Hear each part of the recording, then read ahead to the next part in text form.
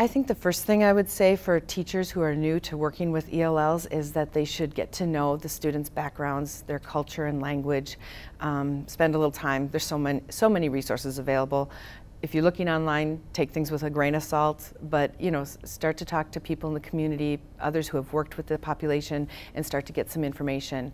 But more than anything, get to know your students. As they develop their language, ask them questions, find out what they like to do.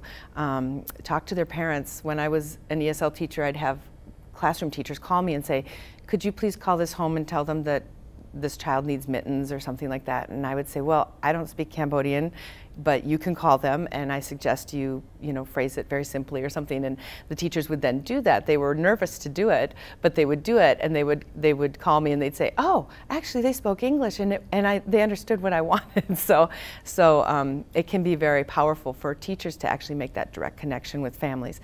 If someone in the family doesn't speak English and they answer the phone, they'll usually find someone who does.